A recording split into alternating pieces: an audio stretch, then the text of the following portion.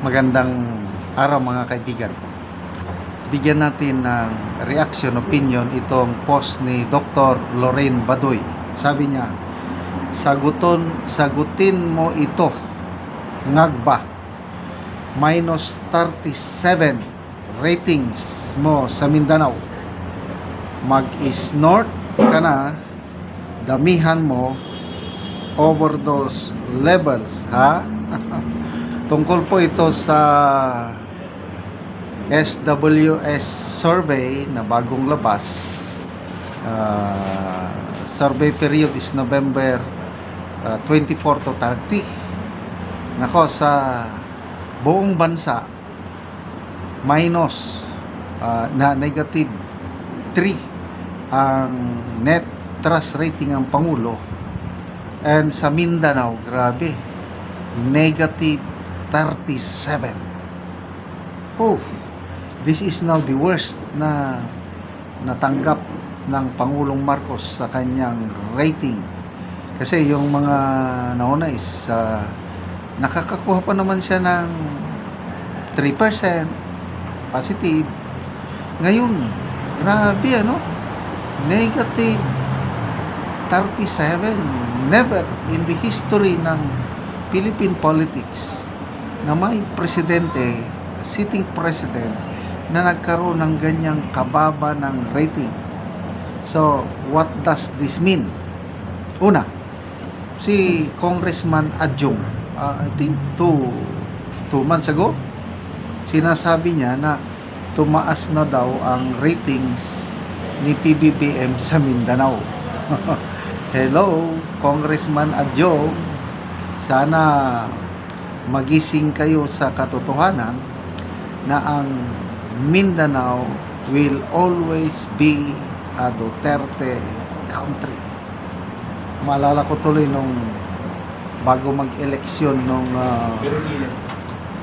May, itong midterm. Grabe, kahit saan lugar magpunta si PBBM, sinisigawan ng Duterte. Kaya nga, hindi na nila itinuloy yung mga campaign rallies nila sa Mindanao dahil ramdam na ramdam nila ang galit ng mga taga Mindanao. So ngayon, yung galit ng taga Mindanao dahil sa ginawa ng administrasyon sa kay Tatay Digong, lalong nadagdagan dahil ito na yung talamak na korupsyon. Si Atty. Vic Rodriguez, dating executive secretary, hindi na nakatiis. Sabi niya itong negative 3 na net trust rating ng Pangulo is naubos na ang mandato ng Pangulo. Kung sa kandila pa, wala na. Ubos na naupos. Pero yan, negative. Samantalang si BP Sara, tumaas. Dati si BP Sara is, ito ang survey ng SWS, last nilang survey, September 2025. So si BP Sara may plus, positive 25 na net satisfaction, trust rating. Ngayong November, tumaas pa. Plus, positive 31 sa buong bansa ito, ha. Samantalang si PBBM, bumulusok.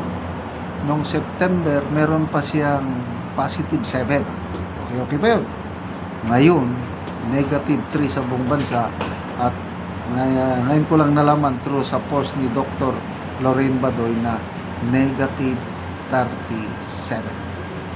So, Mindanao will always be a Duterte country. Binasa ko, magbasa tayo sa mga comments na nabasa ko, masakit, sabi.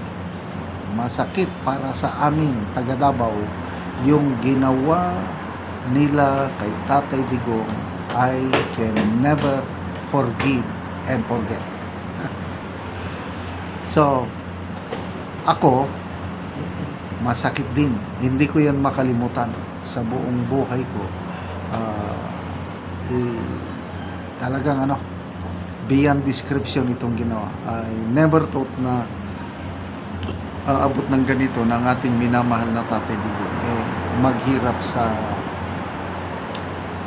banyaga. Biruin mo, nag-Christmas siya lang mag-isa. I cannot just imagine kung ako nasa kalagayan ni Tatay Digong kung paano ako makasurvive. But dito mo makikita ang leadership ni Tatay Digong. Magna 9 months na ba siya dyan? Dyan pa rin. Sabi ni VP Sara, he is in good spirits. Lumalaban. Tinanggap niya na ang kanyang kapalaran. Handa siyang magsakripisyo para sa minamahal niyang bayan. So, lalo akong napapahanga sa brand of leadership ni Tatay Digong at kanyang mga anak. O, tingnan mo si VP Sara. Kahit anong iba tong putik, lalong tumataas ang kanyang rating. Kahit anong paninira ninyo, sige, impeachment, sige, mag-impeach kayo. Sinong nagsabi? Si Professor Ronald Llamas ng Dilawan. Sabi niya, duda, malabo yung impeachment na yan. Sabi niya, why? Number 1, malapit na ang election ng 2028. Ibig sabihin ang mga politiko na ngayon, maingat na dahil maapektuhan sila sa 2028, lalo na ngayon itong mga lumalabas na survey na pataas ng pataas ang rating ni VP Sara. Pangalawa, pababa ng pababa ang rating ni Pangulong Marcos Jr. Ito na ngayon, negative. Sino pang susuporta sa kanya? Talagang na ngayon, lame duck president na itong si PBBM, samantalang ang mga politiko unti-unti nang gagapang yan, gagapang papunta sa mas malakas na kandidato. And then number 3, yung requirements ng Supreme Court. Napakahirap na daw ngayon magsampa ng panibagong impeachment complaint kasi ayaw na ng Supreme Court na maulit yung nangyari noong Pebrero, yung dineclare nilang unconstitutional ang impeachment complaint labang kay VP Sara. Ito, si ex-Supreme Court Justice Antonio Carpio. Sabi niya, good luck sa mga nagplanong mag-impeach kay VP Sara. Mahihirapan kayo, mahirapan sila dahil nga sa napakatinding requirements ng Supreme Court sa pagpapail ng impeachment. Anong ibig sabihin no? Wala. Panalo na po tayo mga ka-DDS. It's just a matter of time bago ang isang Duterte makabalik sa Malacanang. Kaya kapit bisid lang tayo. Todo suporta, todo dasal para kay Tatay Digong, kay VP Sara at sa buong Duterte family. Salamat mga kaibigan sa inyong pagsubaybay sa ating channel. Nakakatulong kayo ng maigi sa tribong Talandig ng Bukidnon dahil ang income natin sa channel na ito pantulong sa tribo. Namibigay tayo ng libreng yero at pako para para sila makapagpatayo ng mas maayos na tirahan. Panoorin nyo ang video nito. Tagaan og sen. Magbabaya ay akin. Salamat. Salamat ayo sir. So muna ni ang balay ni Kuya sa nahatag sa Yaha. So muna ni ang itsura sa ilang balay nga magkatuluan gyud sila tungod sa kuana kadugayon na. Ilang balay yo. Pila na ni katuig ya inyong balay? 12 years na ni siya. 12 years na. Oo. So, Sa 12 years, atong niaging tuig, nasunog ni siya muna ni ang ani. oo. Kini wala na nako niya, narinig ni kay. Oo. Ako lang mong nagito. Lagi so nasunugan mo. So karon makakuha na mo og balay kay natagaan naman mo gero. Salamat kay sa kuan sa nagtabang sa yero. Hinaot ko nga dagan pa mo matabangan nga mga kuan nanginahanglan sa inyo. Kaya namin kasing-kasing sa pagtabang sa mga kapusang pareha. So pila ka buok imong kuan niya, imong anak? Kuan 5, puro bay. So tanan na naga-eskwela. Eskwela na tanan. So unsa nay grade? Ang isa ka anak na ako nag-eskwela sa USTP, diya sa Mirayon. Mm.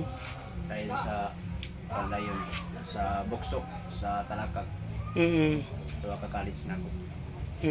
So Elementary o high school ang ban. oo, so kuan ra gyud biya ba ang imong pagpaningkamot? Unsa may imong trabaho ya? Panday ra ko niya ay ra ko maka-income na ino ko panday pud sa ako. Oo. So kuan gyud medyo lisod gyud ang kinabuhi. So nasunugan pa mo inani pang itsura sa inyong balay nga dako na kayog mga buslot. Oo, so salamat kayo ya. Sige, salamat. God bless. Oo. So muna niyang itsura sa balay ilang kuya nga nasunugan sila.